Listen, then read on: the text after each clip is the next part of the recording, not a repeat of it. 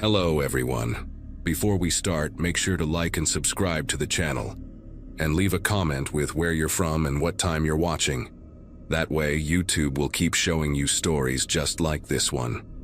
Now, let's begin. The Halloween decorations were already up when I moved to Cedar Heights that September. Dangling skeletons and fake cobwebs covering every other porch in the neighborhood. I'd just signed the lease on a studio apartment after my divorce finalized, 37 and rebuilding from scratch, but at least the area seemed friendly enough. My coworker Jenna lived 2 blocks over and kept inviting me to things, trying to help me settle in, which is how I ended up agreeing to go to the annual Halloween block party with her group. She said the whole neighborhood went all out, shutting down 3 full streets, everyone drinking and dancing until dawn. The kind of event where you could forget your troubles for a night. I wasn't much for parties anymore, but sitting alone in my empty apartment watching horror movies didn't sound any better, and Jenna promised her friends were cool, mostly people from her book club who liked wine more than chaos. The night started perfectly normal, almost boring even, meeting Jenna and 4 others at her place around 9, everyone doing last-minute costume adjustments and pre-gaming with cheap vodka. My costume was basic, just cat ears and drawn-on whiskers since I hadn't had energy to plan anything elaborate. But Jenna had gone full witch with a velvet dress and genuine vintage hat she'd found at an estate sale. We walked over together as a group, the bass from the party already thumping 2 streets away. And I remember thinking the turnout was insane. Easily 300 people packed into the blocked-off area, with more arriving every minute. The organizers had strung lights between all the trees, set up speakers on every corner blasting a mix of classic rock and pop hits, and most houses had their doors open with people wandering in and out freely, grabbing drinks from coolers on porches, using bathrooms, treating the whole zone like one massive house party. For about 2 hours, everything was actually fun. Dancing with Jenna's friends in the middle of the street, accepting drinks from random neighbors dressed as zombies and superheroes, feeling like part of a community for the first time in months. Around midnight though, right when the party hit peak chaos, I realized I'd lost track of Jenna completely.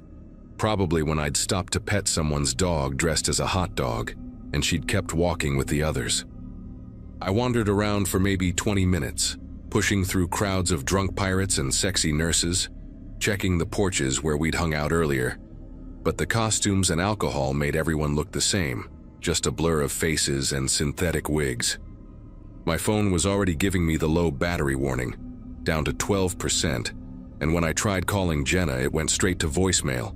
Her phone probably dead too, since she never remembered to charge it. The smart thing would have been to just walk home right then. My apartment was only 15 minutes away, but I'd had 4 or 5 drinks and felt wobbly enough that I wanted to order a ride instead. The app kept glitching though, probably from so many people in one area trying to get cars at once, showing wait times of 45 minutes or prices triple the normal rate, and my battery dropped to 7% just from having the screen on. I moved away from the main party zone, thinking maybe I'd have better luck requesting a ride from a quieter spot, walking down one of the residential streets that branched off from the celebration, where the music was more muffled and fewer people were hanging around. Most of these houses were dark, their owners either at the party or deliberately keeping lights off to avoid the chaos. But about 6 houses down, I noticed one with a carved pumpkin still glowing on the front steps, its candle flickering behind triangle eyes. The pumpkin made me assume the house was part of the party somehow, maybe a quieter spot where older neighbors were hanging out, and I figured I could knock and ask to wait inside while my phone charged just enough to call a ride. My battery had hit 3% by then, the screen dimming automatically to preserve power, and I knew I had maybe 2 minutes before it died completely. The house looked normal enough from the outside, painted beige with burgundy shutters, a swing bench on the porch that creaked slightly in the wind, one of those generic suburban homes that could belong to anyone. I knocked twice, heard footsteps almost immediately, and the door opened to reveal a man probably in his 50s. wearing just regular clothes, khakis, and a button-down shirt like he'd been working from home or something. No costume at all, which seemed weird for Halloween night, but not alarming exactly. He had this really warm smile, the kind that crinkles the corners of the eyes, and before I could even explain my situation, he said I looked lost and asked if I needed help. His voice was gentle, concerned in that neighborly way, and when I explained about my phone dying and needing to call a ride, he immediately stepped aside and gestured for me to come in, saying, of course, no problem at all. He had a charger in the kitchen I could use. The inside of his house was weirdly pristine, like a model home or something. Everything beige and cream-colored. No personal photos on the walls, just generic landscape paintings and a bowl of decorative orbs on the coffee table. The smell hit me right away too. This intense pine cleaner scent mixed with something else I couldn't identify. Almost metallic, but not quite. And I remember thinking he must have just deep cleaned before the party weekend. He led me through the living room to the kitchen, walking with this measured pace like he was giving me a tour, pointing out the bathroom down the hall in case I needed it, mentioning the house had been in his family for years, though he'd just recently moved back. The kitchen was as spotless as the rest of the house, white cabinets that looked freshly painted, granite countertops without a single crumb or water spot, and he pulled out a phone charger from a drawer that was organized with dividers for everything. Batteries in one section, cables in another, everything labeled with a label maker. He plugged it into an outlet near the breakfast nook and gestured for me to sit at the small table there, asking if I wanted water or coffee while I waited, saying it would probably take 10 or 15 minutes to get enough charge to call a ride. My phone screen lit up when I connected it, showing 2% battery, and I felt this wave of relief that quickly faded when I realized I had no signal bars at all, which was strange since I'd had full bars outside. The man was already at the coffee maker, pressing buttons and pulling out mugs from a cabinet, not really waiting for my answer about wanting any, just assuming I did, and humming something I didn't recognize while he worked. I mentioned the signal issue and he laughed, not rudely, but like he'd heard this complaint before, explaining that the house had thick walls from the original construction in the 60s, something about lead paint layers and renovations that created dead zones, but he had Wi-Fi I could connect to for calling through an app. He rattled off the Wi-Fi password from memory, a long string of numbers and letters that seemed random, and I typed it in while he poured coffee into 2 identical white mugs, the liquid so dark it looked like motor oil. The Wi-Fi connected, but my phone stayed at 2%, not charging at all even though the lightning bolt symbol showed it was plugged in. And when I unplugged and reconnected it, same thing, the percentage actually dropped to 1. Panic started creeping in when my screen went black completely, the battery finally dead, and I immediately stood up saying I should probably just walk home. It wasn't that far, and I'd sobered up quite a bit already. The man set down the coffee mug he'd prepared for me, steam still rising from it, and his expression changed just slightly. Not angry exactly, but disappointed maybe, like I'd been rude refusing his hospitality. He suggested I use his landline instead, pointing to an old beige phone mounted on the kitchen wall that I hadn't noticed before, saying cell phones were so unreliable anyway, always dying at the worst moments. But when I picked up the receiver, there was no dial tone, just this weird static hum, and he quickly explained it had been acting up lately. The phone company was supposed to come fix it, but hadn't shown up yet. Typical customer service these days, he said, with this dry laugh that didn't reach his eyes. That's when I really started noticing things that didn't add up, like how there were no dishes in the sink or dishwasher despite him living here, no mail or papers on any surface, no jacket or keys visible anywhere, and strangest of all, no sounds from outside even though we were just a few blocks from a massive party. The man was watching me notice these things, standing between me and the hallway that led back to the front door, not blocking it exactly, but positioned in a way that meant I'd have to pass very close to him to leave. He picked up the coffee mug again, extending it toward me with this insistent gesture, saying I should at least have some caffeine before walking home alone, that the neighborhood could be confusing at night, and I looked tired. Maybe I should sit back down for just a minute. His tone was still friendly on the surface, but there was something underneath it. This weird pressure, like when someone won't take no for an answer about something seemingly innocent, and my whole body was screaming at me to get out of that house immediately. I made myself laugh, this forced cheerful sound, and said, "Actually, I just remembered my roommate was probably wondering where I was. Better get going. Thanks so much for trying to help though," already moving toward the hallway while I talked. He stepped aside at the last second, but as I passed him, his hand shot out and grabbed my wrist. Not hard enough to hurt, but firm enough to stop me. And he said, "Wait. At least let him walk me home since it was so late. Wouldn't feel right letting me go alone." I yanked my arm away harder than necessary and practically ran down the hallway, hearing him following close behind, his footsteps heavy on the hardwood floor. And when I reached the front door, the deadbolt was locked, the kind that needs a key from both sides, and my fingers fumbled with it for these endless seconds while he got closer. Still talking in that calm voice about being careful. The neighborhood wasn't as safe as it seemed. Lots of strangers around during parties. Finally, the lock clicked open and I burst out onto the porch, the cold air hitting my face like a slap. And I ran down his front path without looking back, hearing him call out something about being careful but not following past his doorway. The street was completely silent. No music from the party anymore, even though it was barely past 1 in the morning. Too early for everything to be over, and the darkness seemed thicker somehow, the streetlights creating these isolated pools of yellow that made the shadows between them look solid. I speed-walked toward the main road, my cat ears falling off somewhere along the way, not caring about anything except putting distance between me and that house. And it wasn't until I reached the party area and saw it was still in full swing, people everywhere and music blasting, that I realized the man's street had been weirdly soundproofed somehow, like it existed in its own bubble separate from everything else. I found Jenna 20 minutes later near the beer pong tables, drunk and happy, and completely unaware I'd been missing, time moving differently in party mode. And I borrowed her phone to get a ride home immediately, not explaining why I was so shaken up because I couldn't even process what had happened myself. The next morning I woke up feeling sick, not just hungover but genuinely ill thinking about that house.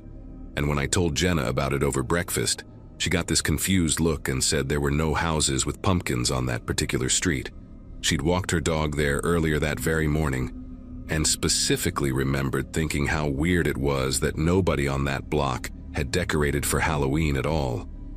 We actually drove back there together around noon, me insisting we find the house just to prove I wasn't crazy.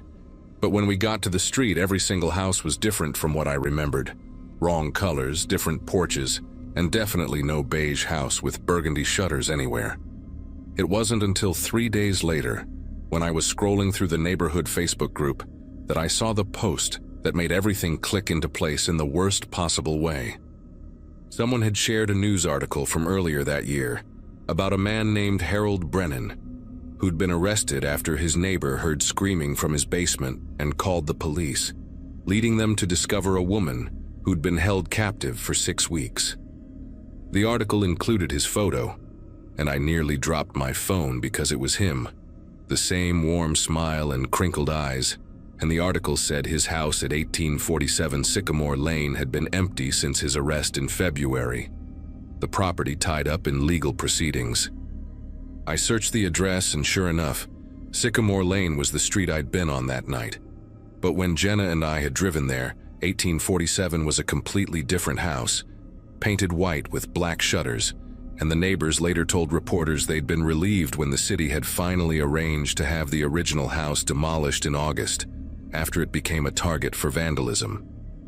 I called the police that same day, barely able to get the words out, telling them everything about Halloween night and the man who looked exactly like Harold Brennan, but the detective I spoke with pulled up the records and confirmed Brennan was still in custody, had been since February with no bail, currently awaiting trial at the county detention center 40 miles away. She suggested maybe I'd encountered someone who looked similar, that traumatic news stories sometimes make us see connections that aren't there. But she took my report anyway and said they'd have a patrol car check the area more frequently just in case. Never found out who that man really was or how I ended up in a house that shouldn't have existed. And I moved out of Cedar Heights 2 weeks later, breaking my lease early and eating the penalty because I couldn't walk past Sycamore Lane without feeling physically sick. Jenna still texts me sometimes, says the neighborhood is talking about making the Halloween party even bigger this year. But I deleted her last message without responding because even thinking about that night makes me want to check every lock in my apartment twice. And I still can't look at carved pumpkins without remembering that flickering triangle-eyed face glowing on the porch of a house that was demolished 2 months before I knocked on its door. I found Jenna 20 minutes later near the drink station, completely wasted and worried sick, saying she'd been texting me for an hour and even went back to check her apartment thinking I'd gone home. I told her my phone had died and I'd gotten lost. Nothing about the house or the man because in the safety of the crowd with all the lights and noise it already seemed unreal. Like maybe I'd overreacted to someone just trying to be helpful. We stayed another hour, Jenna insisting we dance to sober up before walking home, and I kept scanning the crowd expecting to see that man appear, but he never did. Around 3 in the morning we finally left with her book club friends, all of us walking in a group back to Jenna's place where I crashed on her couch, not wanting to go back to my empty apartment alone. The next morning I woke up to Jenna shaking me, her face pale, showing me something on her phone. A neighborhood Facebook post about police cars on Sycamore Lane, the street I'd been on, surrounding a beige house with burgundy shutters. The post said neighbors had been complaining about a smell and called for a wellness check. And when police entered, they found evidence someone had been staying there illegally. The house supposedly vacant since February when the owner, a guy named Christopher Vaughn, had been arrested for false imprisonment and assault. The article Jenna found said he'd kept a woman locked in his basement for 3 days before she escaped, and he'd been in county jail awaiting trial. But apparently he'd been released on bail 2 weeks ago and nobody knew where he was. The police were now searching the house more thoroughly, and by afternoon the local news reported they'd found a hidden room in the basement, recently used, with restraints bolted to the wall and fresh scratches on the doorframe. They never found anyone inside, living or dead, just evidence someone had been preparing the space, stocking it with water bottles and energy bars, setting up a small chemical toilet in the corner, getting ready for another long-term guest.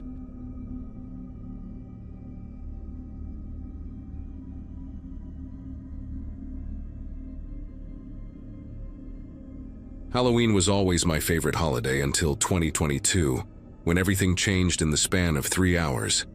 I was renting a 1-bedroom on the 4th floor of Riverside Apartments, one of those complexes with the outdoor walkways and metal railings that rattle when anyone walks past. The divorce papers had been finalized that August, and at 37, I was learning how to live alone again after 15 years of marriage. Most nights I'd fall asleep watching cooking shows on my laptop, surrounded by half-empty takeout containers and work files from the accounting firm where I'd been putting in 60-hour weeks just to avoid the silence. That particular Halloween fell on a Monday, and I'd bought 2 bags of fun-size candy bars the night before, figuring I'd get maybe a dozen kids since most families in the building had moved out over the summer due to a rent increase.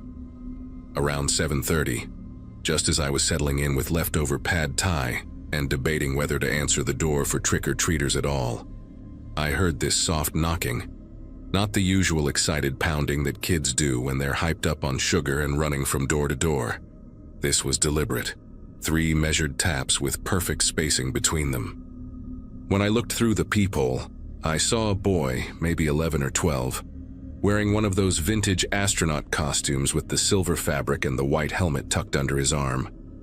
He was alone, which struck me as odd, since kids that age usually travel in packs on Halloween, especially in a complex where half the exterior lights had been broken for months.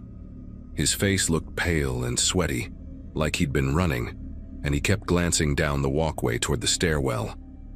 I opened the door but kept the chain on, a habit from living in the city for so long. The boy looked directly at me with these gray eyes that seemed too focused for a kid his age. not darting around or looking at the ground the way children usually do when talking to strangers. "Could I have some water, please?" he asked, his voice hoarse and cracking slightly. "I've been walking for a while and my throat really hurts." No mention of trick-or-treating, no pillowcase or plastic pumpkin for collecting candy. Just him in that shiny astronaut suit that looked like something from a thrift store, standing perfectly still except for his fingers, which kept tapping against his thigh in this rhythmic pattern, thumb to each finger over and over. Behind him I could hear the distant sounds of other kids laughing somewhere in the complex, their voices echoing off the concrete, but this boy seemed completely separate from all that Halloween chaos.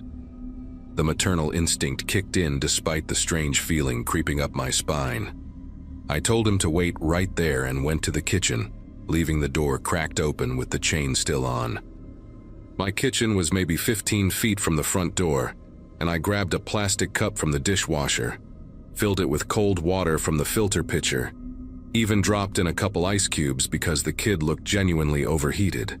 The whole thing took maybe 45 seconds, definitely less than a minute. But when I came back to the door, the boy was gone. The walkway was empty in both directions, and unless he'd somehow vaulted over the railing to drop 4 stories, there was no way he could have made it to either stairwell that fast. The bag of candy I'd left by the door was still there, though it looked like it had been moved slightly, rotated so the opening faced the opposite direction. I stepped out onto the walkway, still holding that stupid cup of water with the ice cubes clinking against the plastic. The couple in 4B had their TV turned up loud enough that I could hear some action movie through their door. And downstairs, a group of teenagers dressed as zombies were comparing their candy hauls under the flickering parking lot light. Nobody had seen a kid in an astronaut suit. When I went back inside, I almost didn't notice it at first. The candy bag felt the same weight when I picked it up to move it away from the door.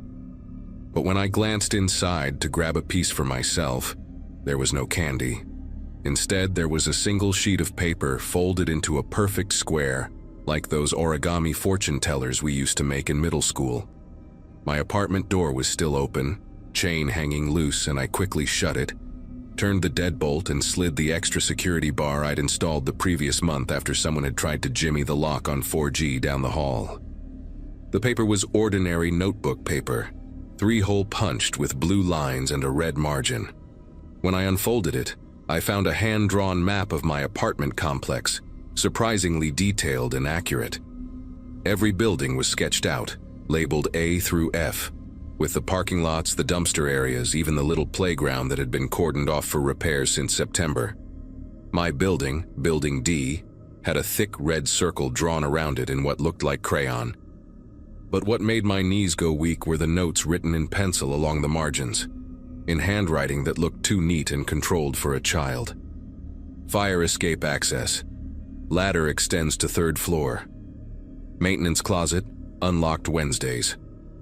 Camera blind spot between D and E buildings. Security patrol, 11 p.m. and 3 a.m. only. At the bottom, in the same careful handwriting, 4th floor, corner unit.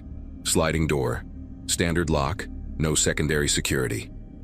My apartment has a small balcony access through a sliding glass door in the living room, and I immediately went to check it. The lock was engaged. The wooden dowel I kept in the track was still in place, but now I noticed things I'd never paid attention to before. The gap between my balcony and the one next door, vacant unit 4D, was only about 3 feet. An adult could easily step across. The railing was low enough that someone tall could reach up from the balcony below. I pulled the vertical blinds closed so hard that one of the slats cracked. Then I called the police, though I knew how it would sound. A kid asked for water, disappeared quickly, and left a map in my candy bag. The dispatcher took my information, said they'd send someone when available. But Halloween night meant they were dealing with vandalism calls, drunk drivers, the usual holiday chaos. While waiting, I texted my sister in Oregon, my ex-husband even though we hadn't spoken in weeks, anyone who might tell me I was overreacting. 20 minutes passed before I remembered the map mentioned something about Wednesdays and the maintenance closet. Today was Monday, which meant 2 days from now, someone thought that closet would be unlocked. I grabbed my phone and took pictures of the map, then noticed something else. In the top corner, barely visible, there was a number. 7. Just 7, written in the same pencil. Was it apartment 7? Building 7? There were only 6 buildings in the complex. I started pacing, checking the locks again, peering through the peephole every time I heard footsteps on the walkway. Around 8:40, more trick-or-treaters came by, their voices high and excited, but I didn't answer. I sat on my couch, gripping my phone, the map spread out on my coffee table next to a baseball bat I'd pulled from my bedroom closet. That's when I heard it. Not knocking this time, but a slow, deliberate scratching sound coming from my balcony door, like someone was running a key or a coin down the glass. The vertical blinds were closed, but through the thin gaps where they overlapped, I could see a shadow on my balcony. Not moving, just standing there. The security light that usually triggered with motion hadn't turned on, which meant whoever it was had been there long enough for it to time out, or they knew exactly where to stand to avoid the sensor. My phone showed 8:43, and my hands trembled as I dialed 911 again. This time I whispered that someone was on my 4th-floor balcony, that I lived alone, that I needed help immediately. The dispatcher kept me on the line, said units were responding, stay away from the door, but their words felt hollow when the scratching stopped, and I heard the distinct sound of metal against metal. Someone was working on the lock. The wooden dowel in the track would stop the door from sliding, but for how long? I grabbed the baseball bat and my car keys, ready to run for the front door if needed. Then the shadow moved, and through those tiny gaps in the blinds I saw something silver catching the light. The astronaut costume. But the person wearing it was definitely not a child. The shoulders were too broad, the height all wrong, had to be close to 6 feet. As I watched, frozen in place despite every instinct screaming at me to run, the figure raised something to the glass, a piece of paper pressed flat against the door. Even through the blinds, I could make out large block letters written in black marker. 7 days. Then, as suddenly as it had appeared, the shadow pulled back, and I heard footsteps on the balcony above mine. Then nothing. When the police arrived 12 minutes later, they found scuff marks on my balcony railing, fresh scratches on the glass door, and muddy footprints leading from the vacant unit next door. The officer, a woman named Gutierrez who looked exhausted from dealing with Halloween calls, took photos and filled out a report, but we both knew what this meant. Someone had been planning this, studying my routine, and they wanted me to know it. I didn't sleep that night or the next. Every sound made me jump, the ice maker, the neighbor's cat on the fire escape, the wind rattling the blinds I refused to open. I called in sick to work, installed a doorbell camera using a YouTube tutorial, and had 3 different locksmith quotes by Wednesday morning. But I kept thinking about that maintenance closet, the note about Wednesday, the 7 days. On Wednesday afternoon, I positioned myself in my car in the parking lot, where I could see the maintenance closet for Building D. At 2:17, a man in coveralls walked up to it, unlocked it with a key from a massive ring, grabbed some supplies, and left it propped open while he worked on a sink in a ground floor unit. Anyone could have walked in, taken photos of the key layouts on the board inside, maybe even made impressions. The man was there for 40 minutes, the door open the entire time. When he finally locked up and left, I sat there shaking, understanding now how easy it had been for someone to gather information about this place, about me, about everyone living here thinking they were safe behind their locks and chains.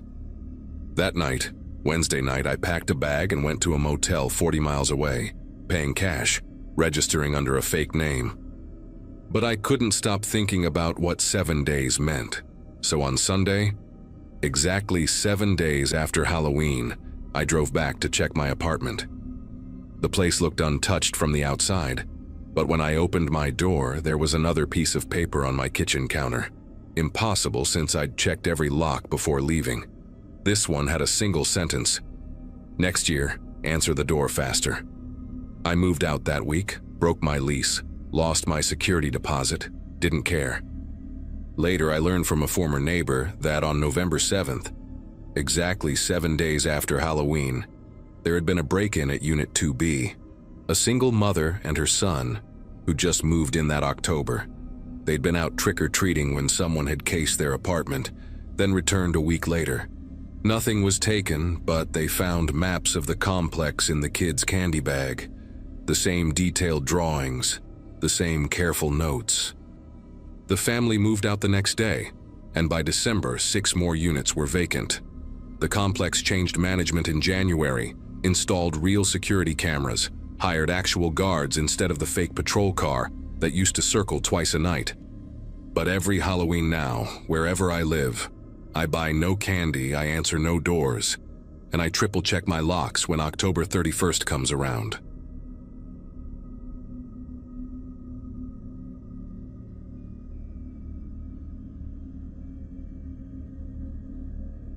October of 2017 was supposed to be memorable for all the right reasons. 5 of us from state had pooled our money together to rent this old Victorian house about 40 minutes from campus, planning the ultimate Halloween weekend bash. The place was perfect. 3 stories, wraparound porch, the kind of creaky wooden floors that added atmosphere without us even trying. My roommate Blake found it on some rental site, dirt cheap for a 3-night weekend because the owner just wanted someone in there while he traveled. The guy left us the keys under a ceramic frog by the front door and said we could have as many people over as we wanted. Just no property damage. Blake and I drove up Friday afternoon with our buddies Nathan, Carlos, and this guy Josh from our economics class, who always brought the best speakers to parties. The basement light started acting up that first night, before anyone else had even arrived for Saturday's party.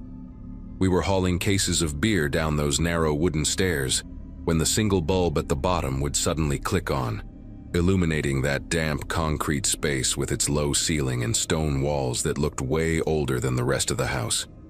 Nathan kept joking that we'd rented a haunted house by accident, doing this terrible ghost voice every time it happened. But Carlos, whose dad was an electrician, said old houses did this all the time, probably just vibrations from our footsteps triggering a loose connection somewhere in the walls. Made sense to me. The basement was mostly empty anyway, just some rusty lawn chairs stacked in the corner and a water heater that groaned, like it might give up any second. We stored the extra beer down there and pretty much forgot about it, though I noticed the light was on again when I grabbed ice from the garage around midnight. Saturday afternoon, people started rolling in around 3. By 6, we had maybe 50 people crammed into that house, music thumping so loud the windows rattled in their frames. Everyone came in costume. We had zombies doing keg stands in the kitchen, a group dressed as the cast of Stranger Things taking over the living room, and this girl Katie from my statistics class showed up in this incredibly detailed plague doctor outfit with the long beak mask and everything. The party was exactly what we'd hoped for. People kept wandering through all 3 floors, exploring the old house, taking pictures on the Gothic staircase. Blake had strung orange lights everywhere and put fake cobwebs in every doorway. Around 9, when things were really getting wild, Josh mentioned the basement light was doing its thing again, flashing on and off now, not just clicking on randomly. We laughed it off, figured maybe the bass from the speakers was rattling something loose down there. Katie was the one who went missing first, though we didn't realize it until much later. Her roommate Melissa found me in the kitchen around 11, asking if I'd seen her. Said Katie had gone looking for a bathroom maybe an hour ago and never came back. With that many people packed in the house, I figured she'd just gotten pulled into some conversation somewhere or maybe went outside for air. The house was getting pretty stuffy with all those bodies pressed together. Melissa seemed worried though, kept saying it wasn't like Katie to just disappear without saying anything, especially since they'd driven together. We did a quick walk through the main floors, checked the bathrooms, even went out to the porch where a bunch of people were smoking and passing around a bottle of whiskey. Nobody had seen her in a while. Josh suggested maybe she'd gotten sick and was lying down in one of the bedrooms upstairs. So Melissa went to check while I headed back to keep the beer pong tournament going in the dining room. The power went out just after midnight. 1 second the music was blasting. The next everything went dark and quiet except for people's confused shouting. The sudden silence was almost more startling than the darkness. Someone said the whole block was out, but when I stumbled to a window, I could see lights on in houses down the street. Just us then. Blake used his phone flashlight to navigate to the kitchen where he'd seen a breaker box earlier. Most people thought it was part of the party at first, some kind of planned Halloween thing, but after about 10 minutes with no power, the mood shifted. People started leaving, using their phones to light the way to their cars. That's when Nathan noticed something weird. The basement light was on. Not flickering, not flashing, just steadily glowing down there while everything else in the house stayed dark. Carlos went down to check it out, figuring maybe there was a separate breaker down there we could flip. He was gone for maybe 5 minutes before he came back up, his face completely drained of color even in the dim light from our phones. The basement floor wasn't solid concrete like we'd thought. Carlos had noticed it when he went down there. In the far corner, partially hidden behind the water heater, a section of the floor was actually painted plywood made to look like concrete. He'd pushed on it with his foot, and it had shifted, revealing darkness underneath. We all went down together, 5 phone flashlights illuminating that cramped space. The plywood piece was maybe 3 feet by 3 feet, and when Blake pulled it completely aside, we found a narrow opening with a wooden ladder leading down into what looked like another room below the basement. The smell that came up was intense, body odor, rotting food, and something else, something stale and sick. Nathan aimed his light down and we could see sleeping bags down there, empty food containers, bottles filled with what looked like urine. Someone had been living under the house, probably had been there the whole time we were setting up for the party, the whole time we were hauling beer past this hidden entrance. Josh spotted the camera first. It was small, barely noticeable, mounted in the corner of that underground space with wires running up through a hole drilled in the floor joists.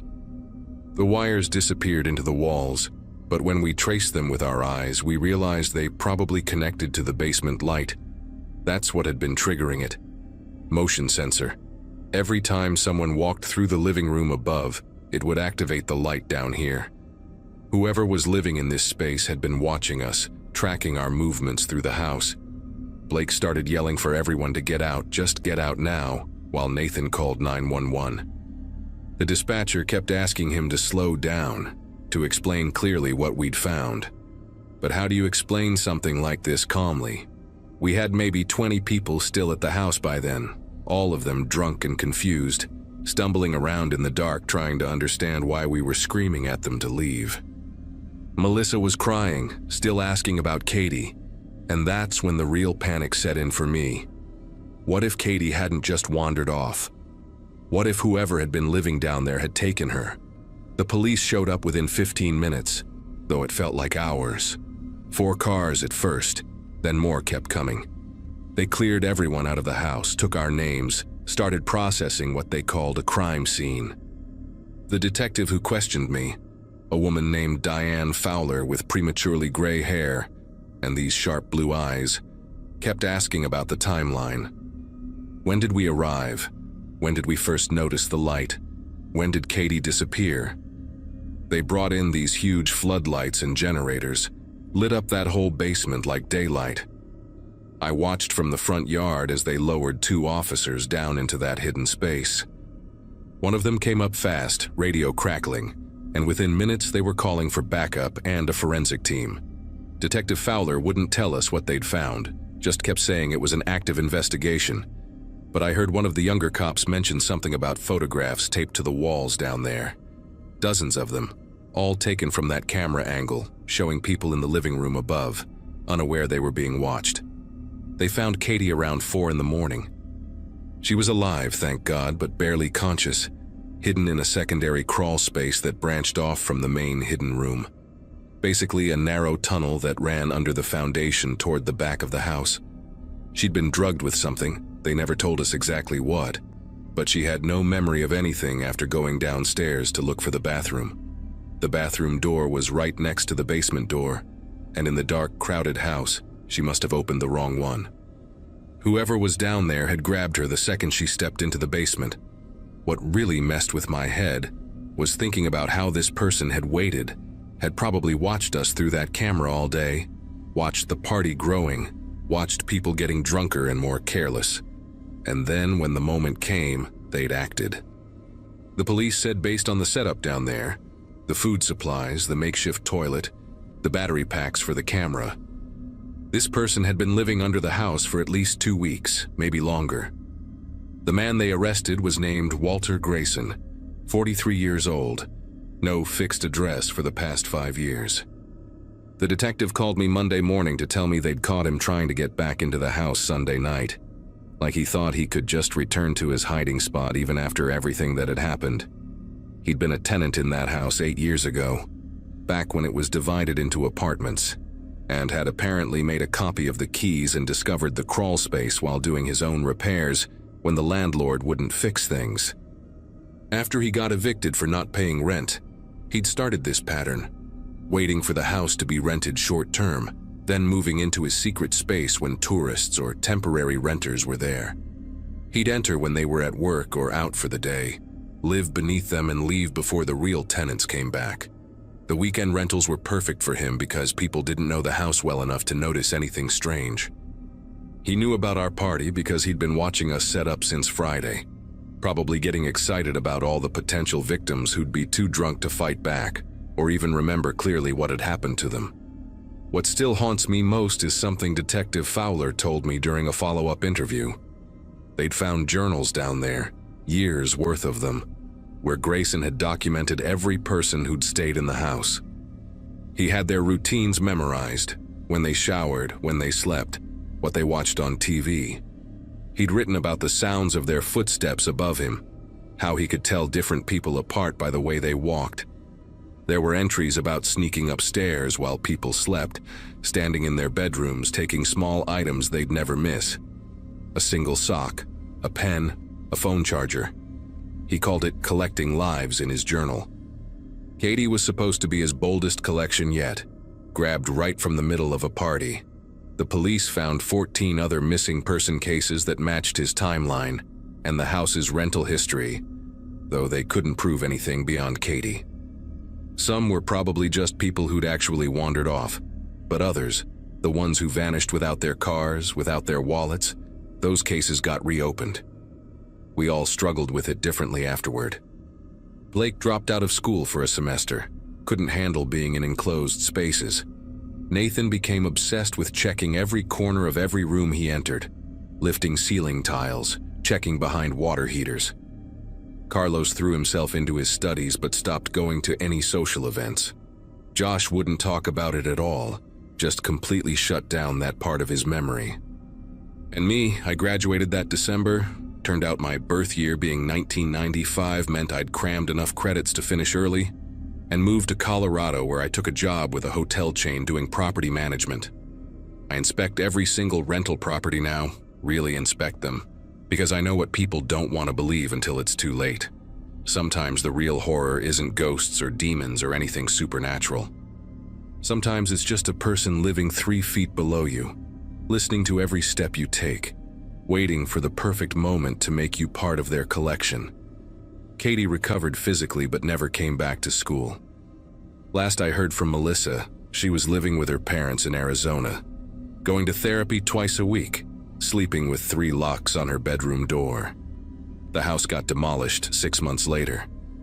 The owner claimed it was for renovation, but I think he knew no one would ever rent it again once the story got out. There's a parking lot there now, perfectly flat and paved, like those hidden spaces never existed at all.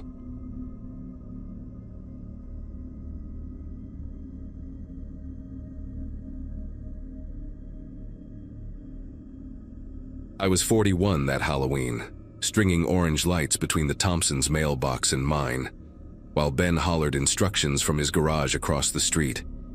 We'd been transforming Willow Court into our own horror attraction for 6 years running, ever since my daughter turned 11 and begged us to do something special for the neighborhood kids.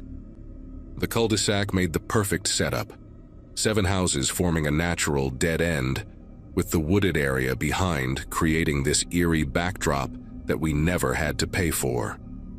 Ben handled the technical stuff, rigging speakers in trees and setting up motion sensors while I coordinated the volunteers, mostly high school drama kids eager to earn community service hours. That morning in 2016, I'd gotten 37 text messages from parents confirming their kids' participation, plus one voicemail from someone with a gravelly voice saying he'd heard about our event and wanted to help. The way he said help stuck with me, drawn out almost like he was tasting the word.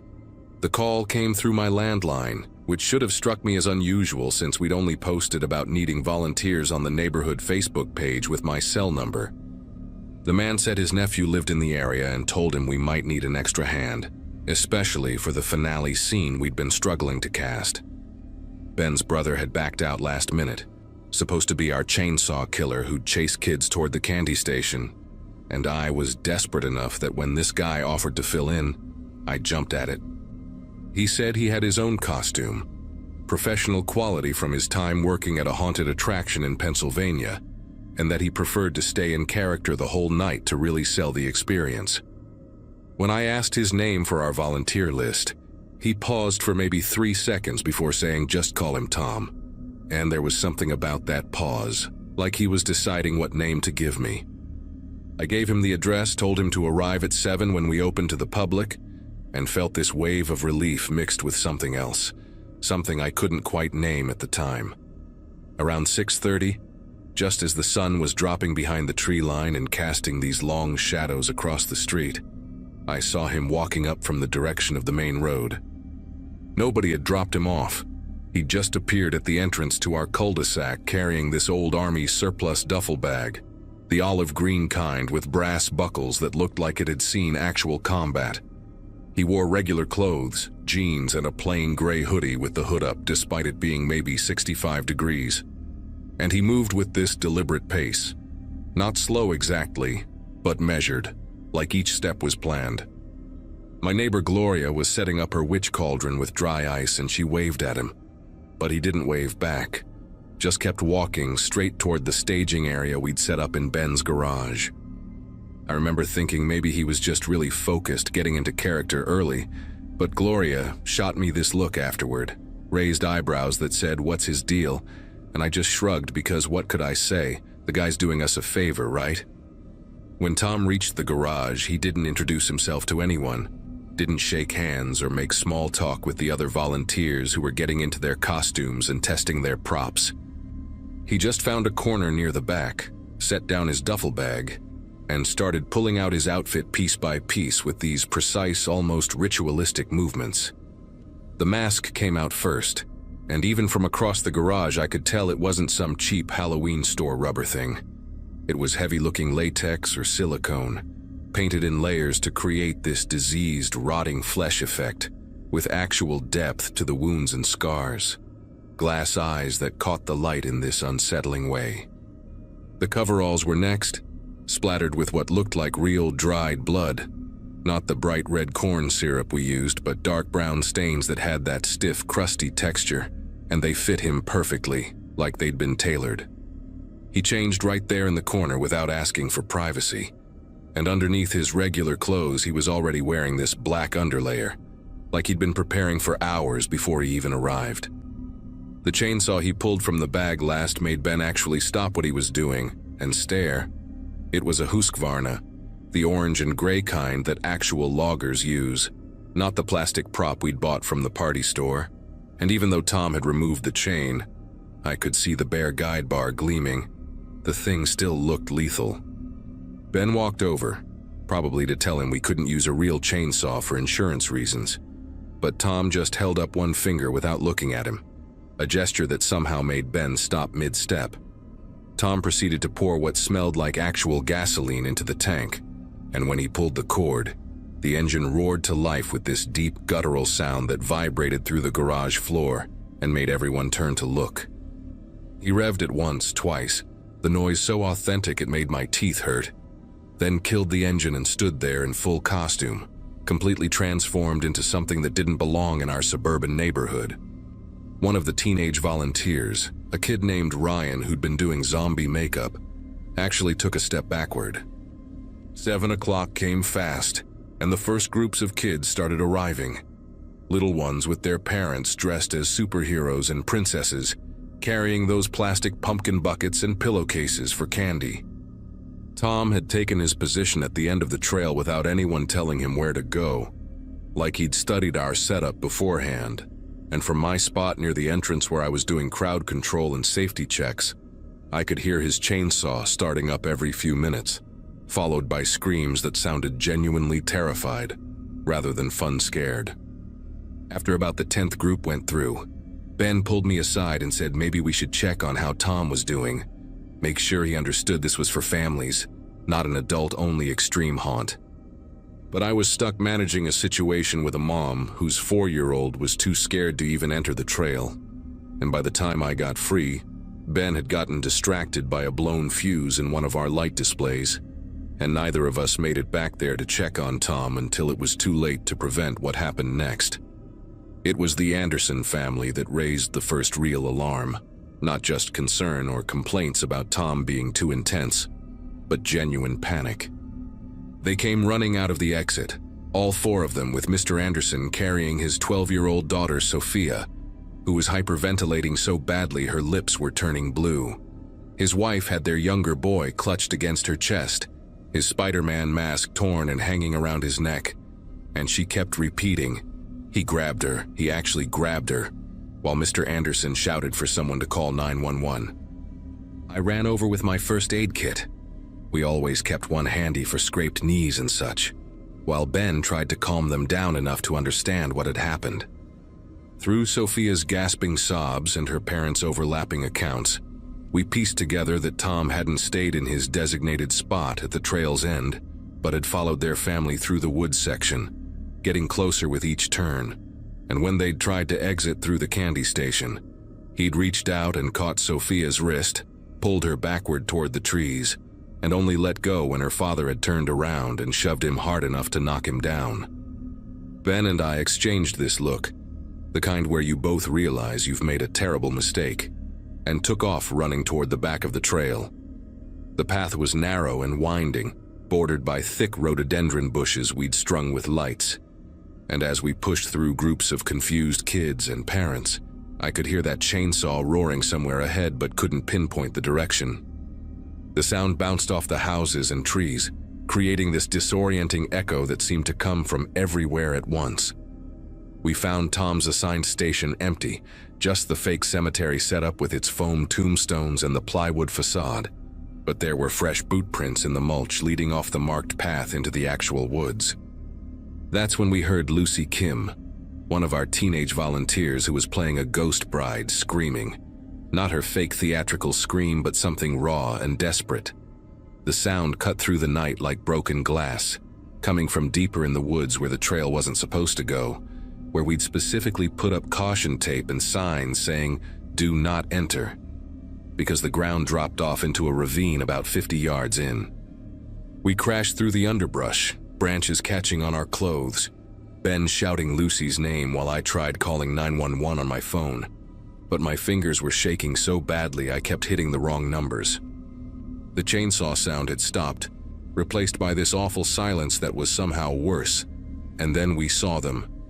Lucy was backed up against a massive oak tree, her white costume dress snagged on the bark, mascara streaming down her face in black rivers, and Tom was standing about 10 feet from her, perfectly still, head tilted at this unnatural angle like he was studying a specimen. The moonlight filtering through the trees hit his mask just right, making those glass eyes shine like wet stones, and he was holding something in his left hand that I couldn't quite make out at first. Lucy saw us and tried to run toward us, but Tom moved faster than seemed possible, closing the distance in 2 quick strides and catching her by the hair, yanking her back so hard she cried out. That's when I saw what was in his other hand, a zip tie, the heavy-duty kind police use, already formed into a loop. Ben didn't hesitate. He grabbed a fallen branch thick as a baseball bat and charged at Tom, swinging it like he was going for a home run. The branch connected with Tom's shoulder with this sick thudding sound, and Tom released Lucy, who scrambled toward me on her hands and knees, sobbing so hard she was choking on her own breath. Tom turned to face Ben, and even through that grotesque mask I could sense something changing in his posture, like an animal deciding whether to fight or flee. Ben was screaming at him, asking what the hell was wrong with him. Didn't he understand this was just a Halloween event? There were kids here, families. But Tom just stood there, breathing heavily through the mask, that chainsaw still idling on the ground where he'd set it down. Then we heard the sirens. Someone had already called the police, probably Mr. Anderson, and Tom's head snapped toward the sound. He looked back at us one more time, and I swear I could feel him memorizing our faces through those glass eyes before he turned and ran deeper into the woods, moving through the trees like he knew exactly where he was going, like he'd mapped out an escape route beforehand. The police arrived within minutes, flooding our quiet street with flashing lights and static-filled radio chatter, turning our Halloween event into a crime scene. They shut everything down immediately, gathering all the volunteers and families who were still there into the Thompsons' front yard for statements, while K-9 units headed into the woods after Tom. Lucy was taken away in an ambulance even though she insisted she was fine. The EMTs said she was in shock, needed to be evaluated at the hospital, and her parents followed behind in their car, both of them looking like they'd aged 10 years in 10 minutes. The detective in charge, a woman named Reeves with short gray hair and exhausted eyes, questioned me for over an hour about the phone call, how I'd found Tom, what information I'd gotten from him, and I felt sick realizing how little I actually knew about the man I'd let near all these kids. All I had was a first name that probably wasn't even real, a vague mention of Pennsylvania, and the memory of that gravelly voice saying he wanted to help. The guilt sat in my chest like a cold stone, especially when Reeves asked why I hadn't done a background check, hadn't asked for ID, hadn't done any of the basic safety measures that now seem so obvious. They found Tom's mask and coveralls about a quarter mile into the woods, discarded at the edge of the ravine along with the duffel bag. But Tom himself had vanished. The dogs lost his scent at a creek that ran along the bottom of the ravine, and even with helicopters searching until dawn, they found no trace of him. Inside the duffel bag, police discovered more zip ties, a roll of duct tape, a hunting knife with a 7-inch blade, and a bottle of chloroform. Actual chloroform. Not prop supplies, not costume accessories, but tools for something much worse than scaring kids on Halloween. There was also a spiral notebook with pages of what looked like surveillance notes. Our addresses, the layout of the cul-de-sac sketched in detail, times when different neighbors left for work, which houses had dogs, which had security cameras, and a list of names. All teenage volunteers from our event with stars next to 3 of them, including Lucy Kim. The police wouldn't tell us what else they found in that notebook, just kept asking if we'd noticed anyone watching the neighborhood in the weeks before Halloween, if any of the teenagers had mentioned feeling followed or uncomfortable. And the answer was no, we'd noticed nothing. We'd been too busy planning our innocent little Halloween trail to realize a predator had been planning something of his own.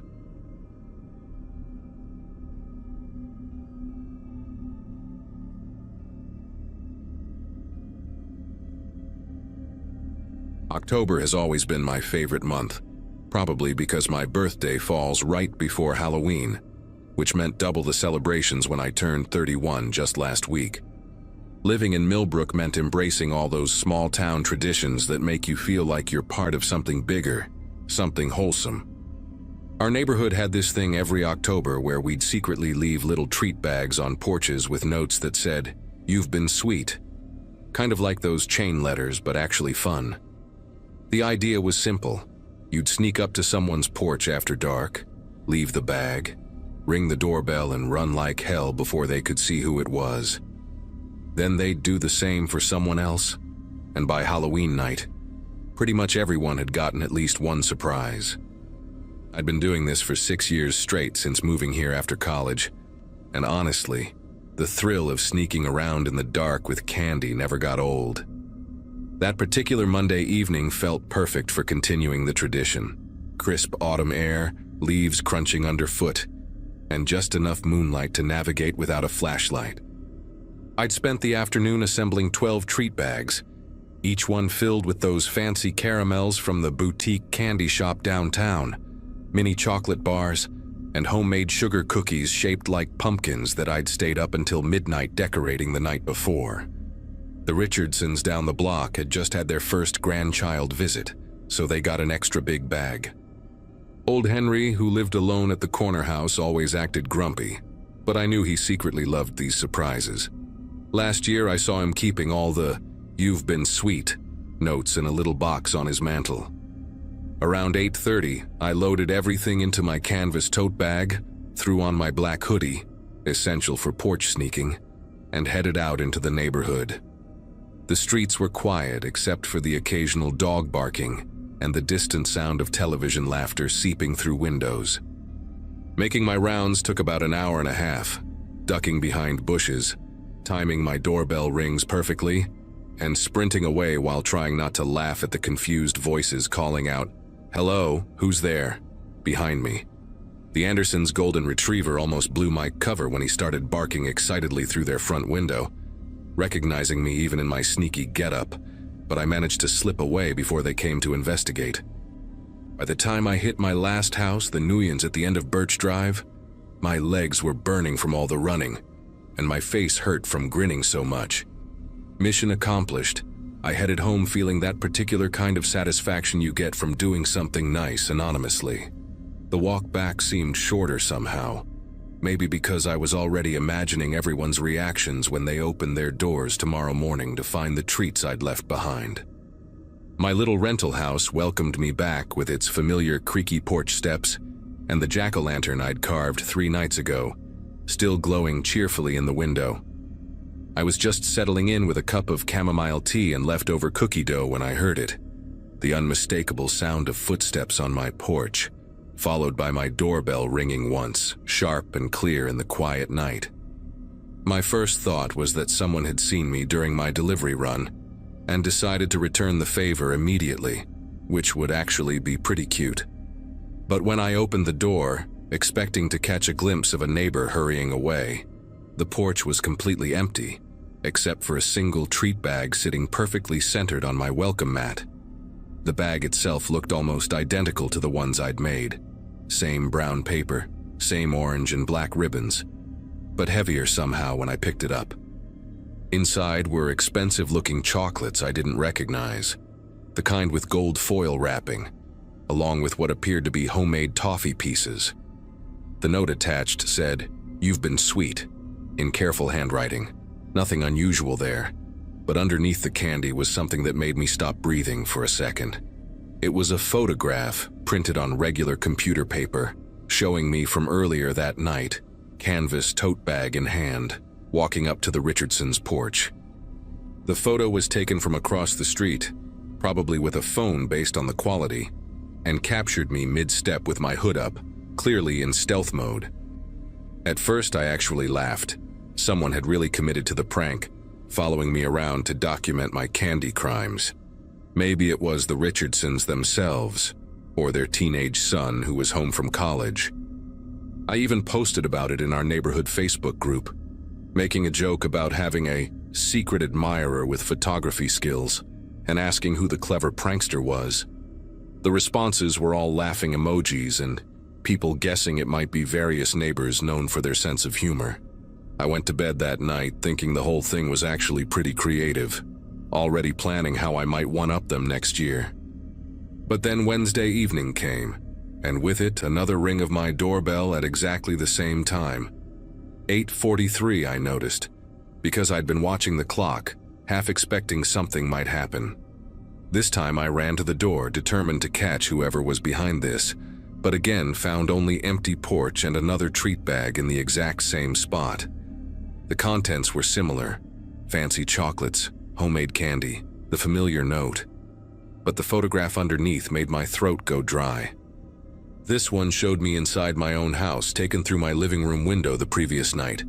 In the photo, I was clearly visible sitting on my couch, examining the first photograph, my face illuminated by the lamp beside me. The angle meant someone had been standing in my side yard, probably right next to the hydrangea bushes I'd planted last spring. The image was time-stamped at 9:17, which meant they'd been out there watching me react to their first delivery.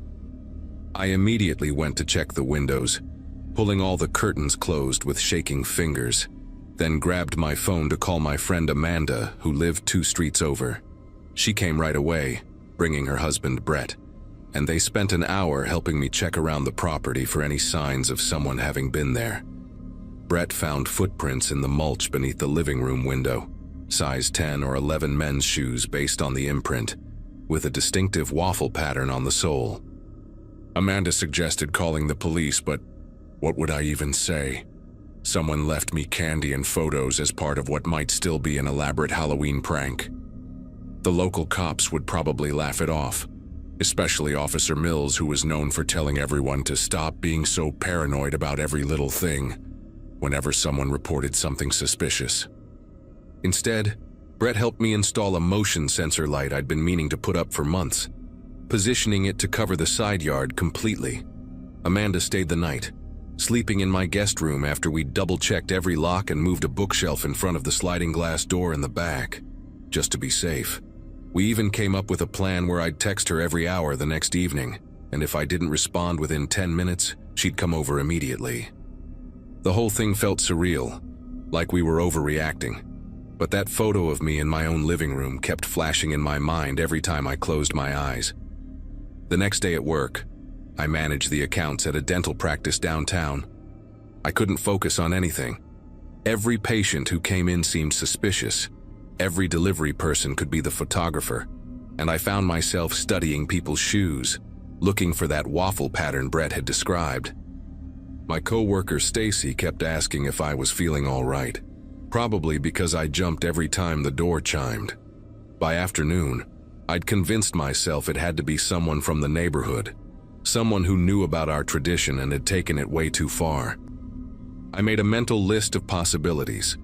Craig from 2 houses down, who'd been acting weird since his divorce, the new couple who'd moved in last month and didn't really talk to anyone, or maybe those college kids renting the place on Oak Street who were always pulling pranks.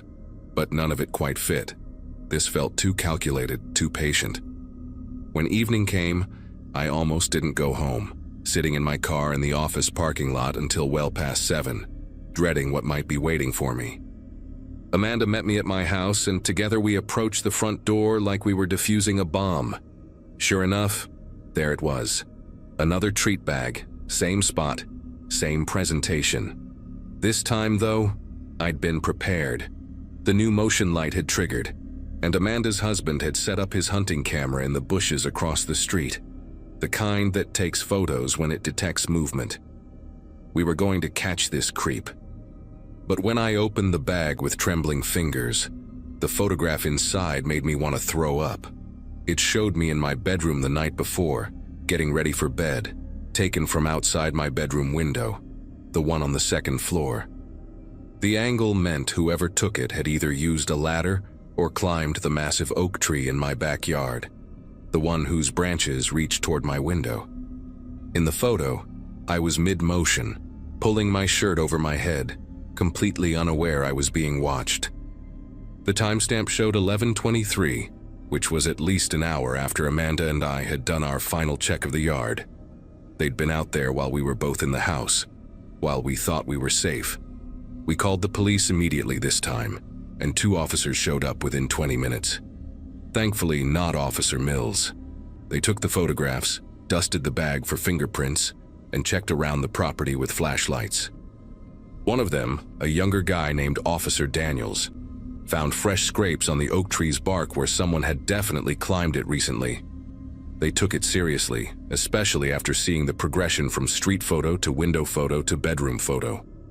Officer Daniels suggested I stay somewhere else for a few nights while they increased patrols in the neighborhood, and Amanda didn't even let me argue. I was sleeping at her place starting right now. We packed a bag quickly, me grabbing random clothes while constantly checking the windows, expecting to see a face peering back at me. Brett came to help us load my car and noticed something that made us all stop talking. There were fresh footprints under my bedroom window, the same waffle pattern, but this time they led to and from the tree in a direct line, like whoever it was wasn't even trying to hide their path anymore. That night at Amanda's, I barely slept, replaying every interaction I'd had over the past few weeks, trying to figure out who could be doing this. Around 3 in the morning, her phone rang. It was Officer Daniels. They'd caught someone in my backyard with a camera, trying to climb the oak tree again. My whole body went numb as he explained they had him in custody, and could I come down to the station in the morning to identify some items they'd found. When Amanda and I arrived at the police station at 8 sharp, I was expecting to see Craig, or maybe one of the college kids, even prepared myself for it to be someone I'd never suspected. But when Officer Daniels showed me the driver's license they'd taken from the suspect, I didn't recognize the face at all. Matthew Garrison, 43 years old, with an address from 2 towns over. He was completely unfamiliar, just an average-looking man with thinning hair and wire-rimmed glasses, someone you'd pass in a grocery store without a second glance. The officer explained that Garrison had been carrying a camera with a telephoto lens, a folder containing dozens of photos of me going back 3 weeks, and a notebook where he'd written down my daily schedule in disturbing detail. The real shock came when they told me how he'd found me. Garrison worked at the candy shop downtown, the same boutique place where I'd been buying caramels for my treat bags for years. He'd been tracking my purchases, had overheard me talking about the neighborhood tradition with the shop owner, and had apparently been planning this whole thing since early October. He'd followed me home one day after I'd bought supplies, figured out where I lived, and had been watching me ever since, learning my routines, waiting for the perfect opportunity to insert himself into the Halloween tradition. The police found his car parked 3 blocks away with more surveillance equipment, including night vision goggles and a police scanner he'd been using to monitor when patrols would be in the area. He'd told them during questioning that he thought we had a connection, because I always smiled when buying candy, that the tradition was our special thing, and he wanted to be part of it. The detective said stalkers often create elaborate fantasies about their victims based on the smallest interactions, turning normal customer service friendliness into something it never was. They charged him with stalking, trespassing, and voyeurism, and I got a restraining order that same day. It's been 3 months now, and Garrison took a plea deal. 18 months in jail, mandatory psychological counseling, and he's banned from coming within 500 feet of me or my neighborhood. I moved to a different rental on the other side of town, one with better security and no big trees near the windows. The hardest part wasn't the moving or even the fear that lingered for weeks after.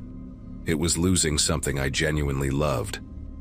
This past Halloween, our old neighborhood still did the treat bag tradition, Amanda told me, but I couldn't bring myself to participate.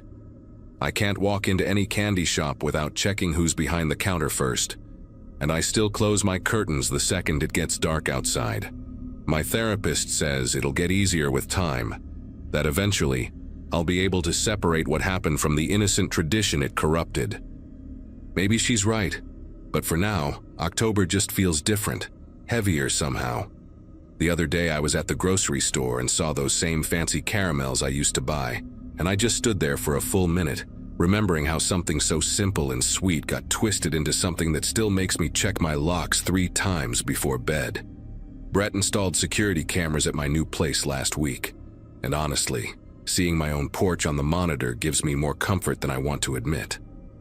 At least now if someone leaves something at my door, I'll see exactly who it is.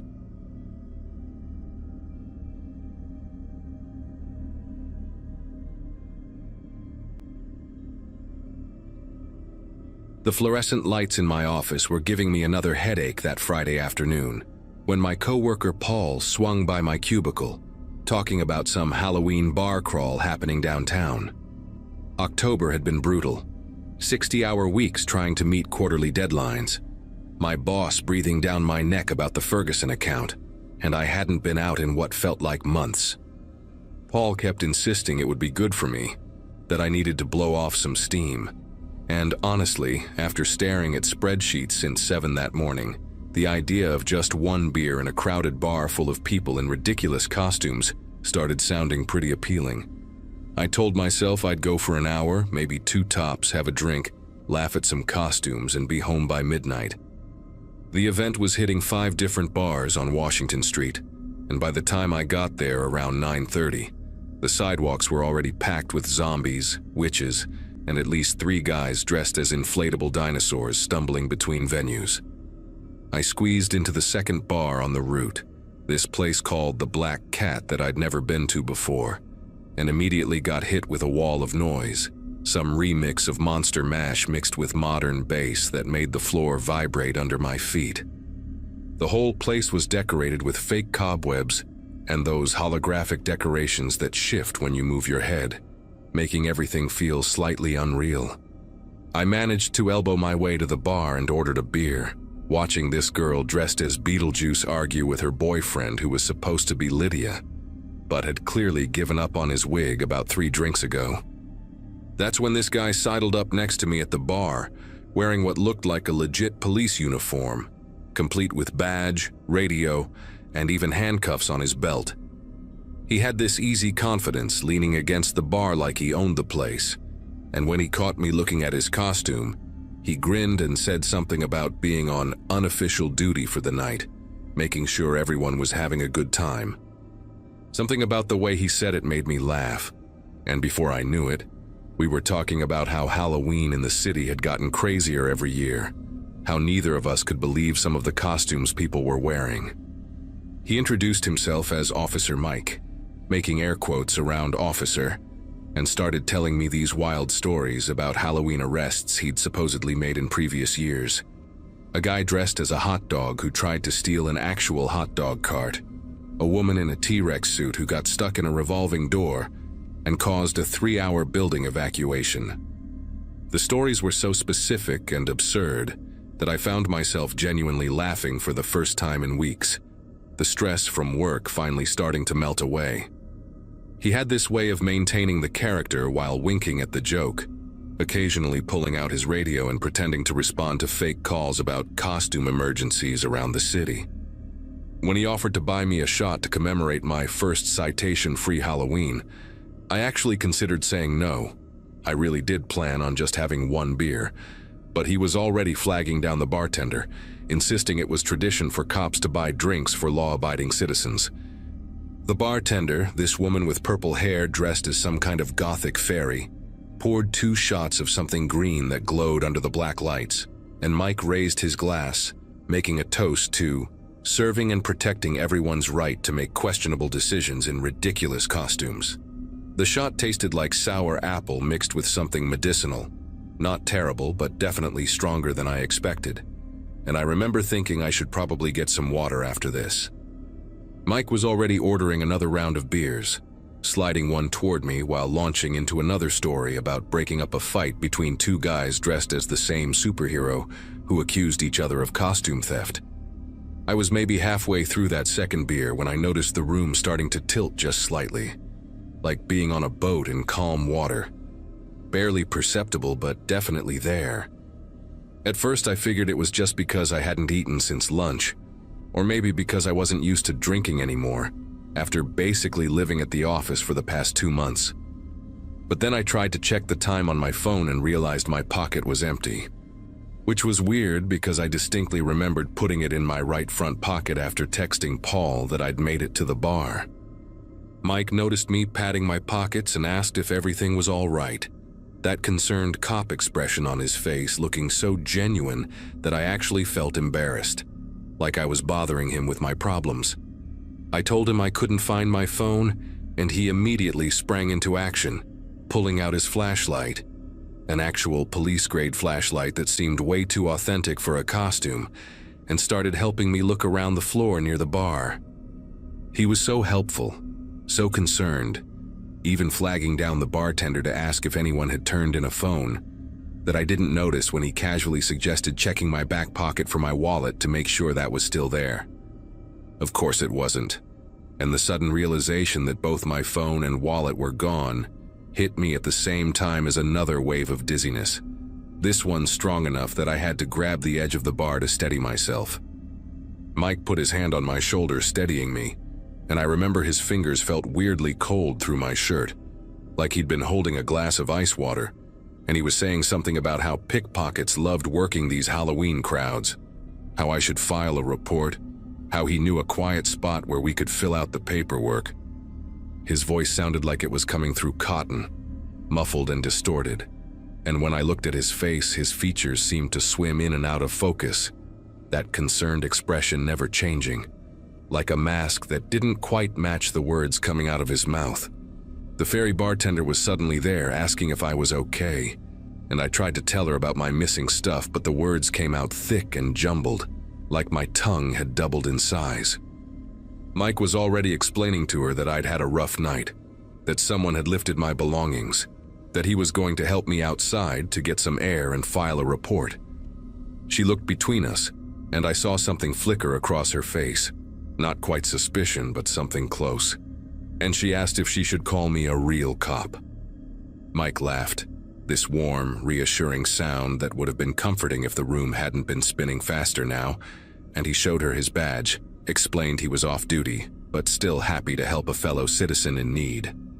The badge looked so real in the swirling lights, the numbers and insignia catching the strobes in a way that made them seem to pulse and breathe. The bartender nodded slowly, but I noticed she kept watching us as Mike guided me away from the bar, his arm around my shoulders now, practically holding me up as my legs started to feel like they were made of wet sand. The crowd parted around us like water, all these painted faces and elaborate costumes becoming a blur of colors and shapes that made no sense anymore.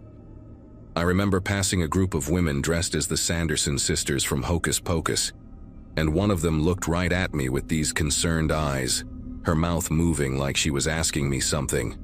But Mike just tightened his grip and kept moving us toward what I thought was the exit. We passed through a narrow hallway that smelled like stale beer and cleaning products, the music from the main room becoming muffled and distant, and I tried to ask where we were going, but my mouth wouldn't cooperate anymore. Mike kept talking in that steady, professional voice, something about getting my statement while everything was fresh, about how his car was right outside, how we'd have me sorted out in no time. The hallway seemed to stretch forever, the walls breathing in and out like lungs, and I noticed there were other people here too. A guy slumped against the wall, dressed as a pirate, his face slack and confused, and Mike just stepped over his outstretched legs like he wasn't even there. The back exit opened into an alley that definitely wasn't Washington Street, just a narrow space between buildings with a dumpster that reeked of rotting food and a single flickering light that made everything look yellow and sick. There was a van parked there, just a regular white van with no windows in the back. And I felt this surge of absolute terror cut through the fog in my brain, because even drugged, even barely conscious, something primal in me knew this was wrong, knew that getting in that van meant something horrible. I tried to pull away, but my body wouldn't respond right, my movements slow and uncoordinated like moving through thick syrup. Mike's grip was iron now, no longer pretending to be supportive, just dragging me toward the van's open back doors. That's when I saw them. Two other people already in there, both in costume. One dressed as a vampire, and another as some kind of superhero I couldn't identify, both completely unconscious, arranged on the floor of the van like mannequins. Mike was saying something to someone I couldn't see, his voice different now, clipped and businesslike, using words like third pickup and clean grab. And I realized with perfect, horrible clarity that this wasn't random, wasn't opportunistic. This was planned, practiced, professional. My legs gave out completely just as we reached the van, and for a second I thought this was it, that I was going to end up on that floor with the others, heading to God knows where for God knows what purpose. But as Mike adjusted his grip to lift me, his radio, that stupidly authentic radio on his belt, caught on the edge of the van door and clattered to the ground, the plastic casing cracking open on the alley pavement. He cursed, a sharp, angry sound that didn't match Officer Mike's friendly persona at all, and had to let go of me with one hand to reach for it. In that split second, with adrenaline doing what my conscious mind couldn't, my body acted on pure instinct. I twisted hard and fell sideways, away from the van, hitting the ground next to that stinking dumpster. The impact sent a shock of pain through my shoulder that momentarily cleared some of the fog, and I started making noise. Not screaming exactly, because my throat wouldn't work right, but this loud, wordless groaning that echoed off the alley walls.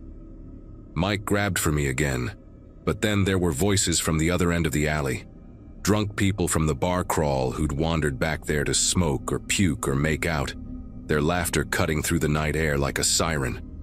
Everything happened fast after that, even though my brain was only processing it in fragments, like a movie with half the frames missing. Mike said something urgent to whoever was in the van. There was the sound of doors slamming, and then the engine roared to life, tires squealing as they reversed out of the alley so fast they nearly clipped the dumpster. I was still on the ground, trying to process what had just almost happened, when those drunk people found me. A group of college kids dressed as characters from The Office, their faces shifting from amused to alarmed when they saw me struggling to sit up. One of them, this girl with her hair in a Pam Beasley wig, kept asking if I was okay, if I needed help, while her friend dressed as Jim was already on his phone calling 911. I tried to explain about Mike, about the van, about the others inside, but everything came out as incomprehensible mumbling that just made them look more worried. They stayed with me though, formed this protective circle around me like they understood something bad had happened, even if they didn't know what, and one of them gave me water from a bottle that tasted like heaven after whatever Mike had put in my system. The real cops showed up maybe 10 minutes later, though time had become this elastic thing that made no sense anymore. They took me to the hospital where doctors ran tests and confirmed what everyone already suspected. I'd been drugged with something they called a cocktail, multiple substances designed to incapacitate without killing, professional grade stuff that would have knocked me out completely in another few minutes.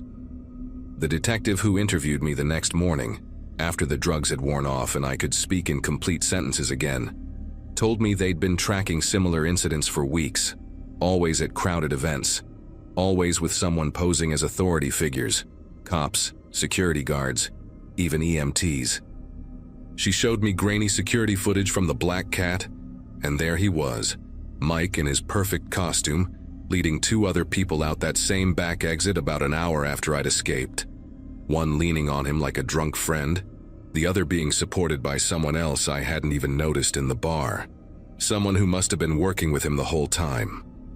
Both victims were found the next day in different parts of the city, alive but with no memory of anything after their second drink, their credit cards maxed out, their bank accounts emptied through ATM withdrawals they didn't remember making. The detective said I was lucky, that most victims never even realized they'd been drugged until they woke up somewhere else with their finances destroyed and their phones wiped clean. She said the crew was sophisticated, probably selling personal information on top of the immediate theft.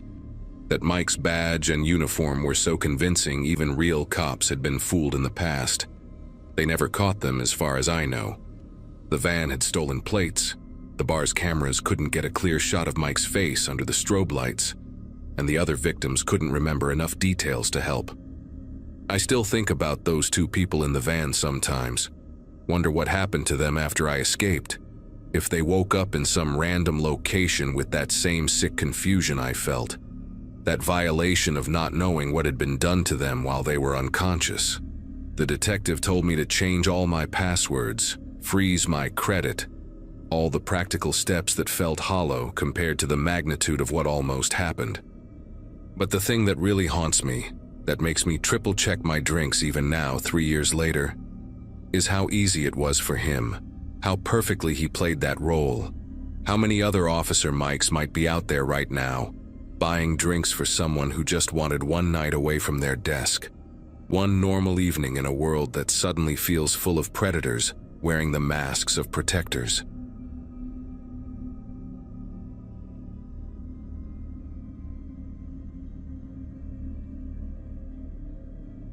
It had been 2 years since the divorce finalized, and by then the quiet had stopped feeling strange.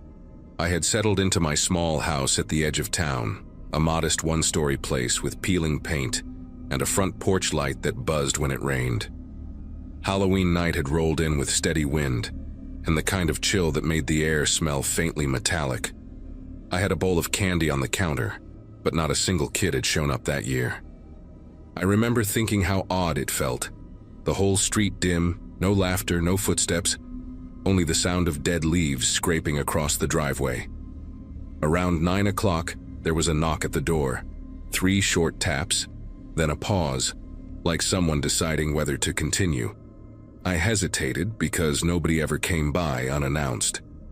When I opened it, a woman stood under the porch light, makeup streaked down her cheeks like she'd been crying. She wore a beige coat buttoned up to her neck, and her hair clung to her face, slightly damp from the drizzle. She said her car had broken down nearby and asked if I could help. Her voice wavered, not weak exactly, but unsteady, like she was trying to sound calm and not quite pulling it off. I told her I could call a tow truck for her, maybe even wait outside while she stayed in the car to keep warm. She shook her head immediately, eyes darting toward the darkness behind her, then back at me. "I'd rather wait inside just for a bit," she said. That request didn't sit right with me. I was polite but firm, telling her I didn't feel comfortable letting strangers in. For a long moment she just stood there, the porch light flickering over her face. Her breathing slowed, and she stared directly at me, not angrily, not pleading, just still. The air between us felt heavy, like the night was holding its breath. Then, without a word, she turned and walked back down the path. No frustration, no sigh, just the sound of her heels clicking against the concrete until it faded into the wind. I stood there a few seconds longer before shutting the door and locking it, the kind of lock turn that feels louder when the house is too quiet. I went to the window, half expecting to see her walking toward the main road, but the street was empty. Only the porch light buzzed faintly, casting that soft orange halo on the wet pavement. I tried to shake off the unease, telling myself she probably found another house with someone less cautious. About an hour passed before I noticed something strange. Through the living room window, I caught a glimpse of faint movement across the street, a shadow shifting just beyond the reach of the porch light. I pulled the curtain aside, thinking maybe the woman had come back. The sidewalk was empty, but my mailbox was slightly open, the lid tilted upward. I knew I had closed it that morning. A small, unreasonable chill worked its way down my spine, the kind that makes you question your own memory. I stood there for a while, scanning the quiet street, before finally letting the curtain fall. Later that night, I tried to focus on a movie, but my mind kept circling back to her face. There was something oddly deliberate about the way she stared at me before walking away. Not confused or desperate like someone stranded, but focused, like she was waiting for a particular reaction. Around midnight, I heard another sound at the front door, softer this time. It was not a knock, more like a single brush, a slow scrape along the wood. When I stepped closer, the noise stopped. I waited. Nothing. Just the hum of the porch light, and the faint whisper of wind pushing leaves against the siding. Sleep was impossible after that. I sat in the recliner near the window, keeping the television on mute for company. Every creak in the floorboards felt amplified, and I caught myself glancing toward the door every few minutes. Around 2 in the morning, headlights flashed briefly through the blinds, a police cruiser rolling down the street. I went outside, waving them down, feeling ridiculous but too uneasy to care. The officer listened patiently as I explained what had happened, jotting something in his notepad. When I described the woman and her broken-down car, he exchanged a quick look with his partner. They told me they had just come from checking out an abandoned vehicle 2 blocks away. The engine was cold, they said, and the keys were still in the ignition, no sign of anyone nearby. The detail that stuck with me most was how they said the driver's seat had been pushed all the way back, as if someone much taller had been sitting there. The officer asked if I wanted them to check my property just in case. I agreed without hesitation, following as they walked around the house with flashlights cutting through the fog. The beam landed on the edge of my driveway, where faint wet footprints led halfway up before vanishing near the porch. The officers followed the prints until they disappeared near the first porch step. There was no sign of anyone hiding, no tire marks, nothing disturbed around the yard. One of them told me to keep my doors locked and to call immediately if anything else happened. After they left, I stood on the porch for a while listening. The neighborhood was absolutely silent, the kind of silence that feels too deliberate, like even the wind was waiting for something. I went back inside, double-checked the locks, and left every light on. It was nearly dawn before I managed to sit down again. When I finally drifted towards sleep, a faint tapping came from the kitchen window. Not loud, just the rhythmic kind that mimics branches against glass. Except there were no trees close enough to reach that side of the house. I froze halfway across the hallway, eyes fixed on the blinds. The tapping stopped. Then came a soft scrape, lower this time, like someone dragging their fingernails across the siding. I whispered out loud that I had called the police and that they were on their way, hoping my voice would scare off whoever it was. The sound stopped instantly. I waited there for what felt like minutes before pulling the blinds open. Nothing. Just the reflection of my own face, pale under the kitchen light. The next morning, I found something sitting on the porch step. A single car key, silver and wet with dew. I knew it was not mine. I drive an old pickup that takes a different type of key entirely. The police came again, took it with them, and told me they would run it through their report on the abandoned vehicle. Later that day, they called to confirm it matched the car they had found. They never located the woman, and no missing person reports matched her description. The tow company removed the car from the neighborhood by evening, and that was the last anyone ever mentioned it. I still live in the same house, though I replaced the old porch light with a motion sensor one. Every Halloween since, it flickers at least once during the night, even when nobody is there. I tell myself it is the wiring, the same faulty buzz I kept meaning to fix. But each year, when the air turns sharp and the leaves start piling against the fence, I catch myself glancing toward the road, half expecting to see a figure in a beige coat, standing under that faint orange glow, waiting silently by the driveway.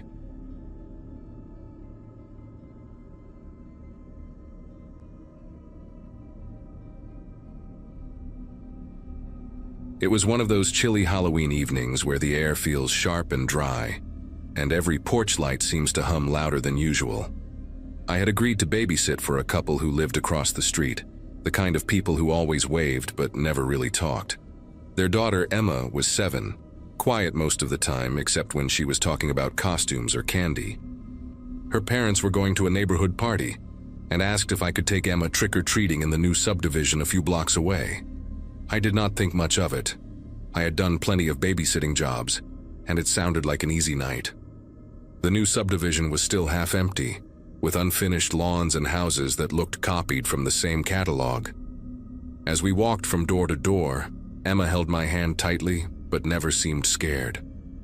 She was dressed as a fairy, glitter dusting her hair, her little plastic wings catching the porch lights. She was polite, always saying thank you, and by the 5th house her bucket was already heavy with candy. I remember thinking how quiet the area was compared to our street. No dogs barking, no music, just the soft thud of our shoes on the pavement. At some point, Emma tugged at my sleeve and pointed ahead. "They give toys instead of candy," she said, her voice full of excitement. The house she meant sat at the end of the cul-de-sac, completely dark. No porch light, no decorations, not even the faint flicker of a TV inside. I hesitated, told her maybe they were not participating this year, but she insisted, her small hand squeezing mine. Something in her tone, almost like certainty, made me uneasy. She was so sure of it, like she had been there before. I walked her up the path anyway, figuring maybe the owners were just running late, turning on the light. The door was tall, the kind with a narrow frosted window beside it. Emma knocked twice and looked up at me, grinning, waiting. For a few seconds, nothing happened. Then, from inside, I heard the sound of a latch turning. The door opened just enough to show a sliver of darkness beyond. No face, no greeting. A hand, a pale one, reached out and dropped something small into Emma's bucket before the door shut again. Emma seemed delighted, shaking her bucket to hear the small object rattle among the candy. I tried to make out what it was, but she said she wanted to wait until we got home to look. As we turned to leave, I glanced back at the door, hoping to see a porch light flick on or a curtain move. Nothing. Every window stayed black, the whole house blending into the shadows like it was part of the night itself. The street lamp at the corner flickered, and for a second I thought I saw movement behind the frosted glass panel, but it was too faint to tell. When we got back to her house, I helped Emma sort through the candy on the kitchen table while the clock ticked softly above us. Her parents were still out, and the house felt calm again, full of that post-Halloween warmth, wrappers crinkling, laughter fading in the distance. Emma finally reached for the small thing from the dark house. It was a tiny plastic horse, the kind that might come from a gumball machine. Only this one had its legs melted slightly, like it had been near heat. The details were strange too, the eyes painted solid black, no pupils, and a faint number etched on the belly. 4. I laughed nervously and said maybe it was just an old toy someone had thrown in as a joke, but she looked unconvinced. "They had more," she whispered, staring at the toy, "on the shelves." I asked what she meant, but she would not say anything else, only that they had given her the nicest one. It was an odd comment, but I did not push. Kids make up things all the time, and I figured she was just tired. After she fell asleep on the couch, I texted her parents to let them know everything was fine. About an hour later, the sound of footsteps outside the living room window broke the silence. Slow, deliberate, moving from the porch toward the side of the house. I turned off the TV and waited, thinking maybe it was a teenager cutting through the yard. Then came 3 knocks, soft but spaced perfectly apart, on the front door. No doorbell, no voice, just those knocks.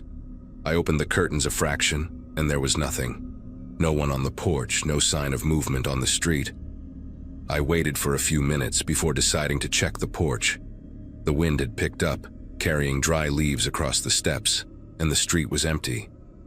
I locked the door again, turned off the porch light, and sat back down, pretending to read something on my phone while keeping my ear tuned to every sound.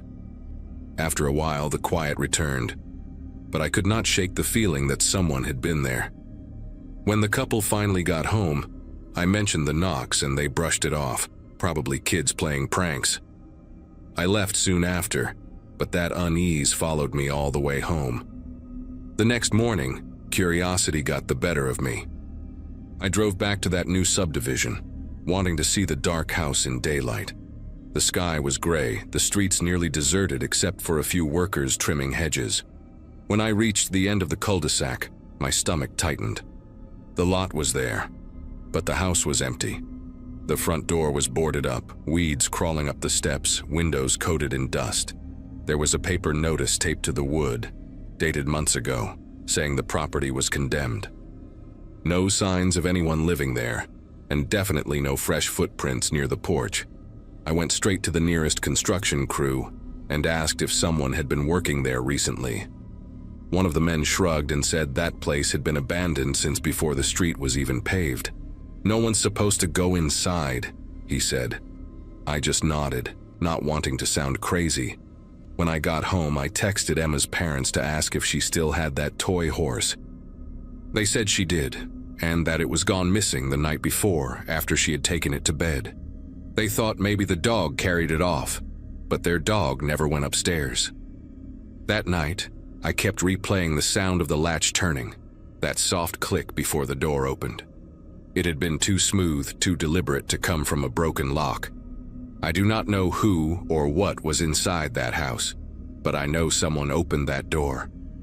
The following Halloween, I avoided babysitting altogether. I stayed home, lights off, pretending not to be there when kids knocked. Every year since, when I see a dark house at the end of a street, I cross to the other side without thinking.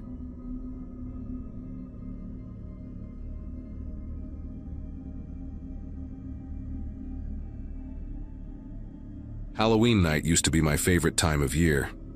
My son, Evan, was 6 then, and I remember how excited he was to finally wear the homemade astronaut costume we had spent 2 weekends putting together. I had picked a busy downtown district because they were hosting a family-friendly trick-or-treat event, with lights strung across the streets and shop owners handing out candy from decorated storefronts. It was crowded, but in a good way. Parents laughing, kids comparing candy, music echoing between the buildings. For a single mom, it felt nice to be surrounded by people, to feel that sense of safety in numbers. We'd been walking for about an hour when a man with a camera hanging from his neck approached us near a bakery that had fake spider webs all over the windows. He looked to be in his late 30s, wearing a denim jacket and a lanyard with a laminated pass that read, "Community Event Photographer." He smiled politely and said he was collecting photos for a local Halloween blog, just candid shots of costumes around town. He even showed me the camera screen, photos of other families, some blurry, some genuinely good. It seemed harmless, and honestly, Evan looked adorable, so I agreed. The man crouched down to Evan's level and started taking several shots, asking him to hold out his candy bucket, look toward the lights, and pose with the big pumpkin display. His tone stayed friendly, a little too focused maybe, but I brushed it off. He thanked me afterward and handed me a small card with a web address written on it, saying the pictures might be posted there in a few days. I tucked it in my pocket, and we went on with the night. I did not think about it again until the next morning. When I woke up, Evan was still asleep, and I decided to check the blog out of curiosity. The site was pretty bare, just a few photos of kids in costumes and the man's name listed as Tommy P in the footer. But scrolling further, I noticed a link at the bottom that said "More Local Shots." It redirected to a separate page that did not look like part of the same website. The layout was crude, filled with random images of children at events, playgrounds, grocery stores. My stomach tightened when I saw Evan's picture there, his astronaut costume, his candy bucket. But then I noticed something else in the reflection of the shop window behind him, part of our home address, printed on a sticker attached to my car parked across the street. My first thought was that maybe it was a coincidence. Maybe that sticker in the reflection was not actually mine. But the more I stared, the more undeniable it became. The last 3 digits of the address were visible, and the faint outline of my mailbox number appeared in the lower corner of the glass. My throat went dry. I refreshed the page several times, hoping it would disappear or that I had imagined it. It did not. The page had dozens of other photos, and beneath some of them were comments, cryptic, disturbing, talking about where the pictures had been taken, guessing neighborhoods, even identifying license plates. I shut my laptop and sat there for a while, listening to the refrigerator hum in the kitchen. It was one of those moments where your brain tries to make sense of something that does not fit the logic of your day-to-day life. I called the number on the business card he had given me, but it rang twice and then went straight to voicemail. I did not leave a message. Instead, I searched his name, Tommy P., but nothing came up except a few unrelated accounts. That was when the unease settled in. He had been pretending to be part of the community event, but there was no record of him anywhere. By the afternoon, I decided to contact the local police. The officer at the desk listened politely, but seemed unsure what they could do. He told me to file a report through their online portal and advised me to remove any identifying information from social media, just in case. He promised to forward the link to their cybercrime unit. I left the station feeling embarrassed for even going there, like I was overreacting. Still, I deleted my personal accounts that evening and kept Evan home from school the next day. Something about seeing his picture online like that had unsettled me too deeply to pretend everything was normal. That night, while washing dishes, I glanced out the window above the sink. Across the street, under the flickering streetlight, a figure stood near my car. He was not moving, just facing the vehicle, as if inspecting it. I turned off the faucet, waiting to see if maybe it was a neighbor or a delivery driver. But the longer I stared, the more wrong it felt. The man eventually stepped back into the shadows and walked toward the intersection without ever looking toward the house. I went outside later to check, and there was nothing there, except for the faint smudge of a fingerprint on the same rear window where my address sticker used to be. Sleep did not come easily that night. Every sound in the house felt sharper, more deliberate. Around midnight, I heard what I thought was gravel shifting outside my bedroom window.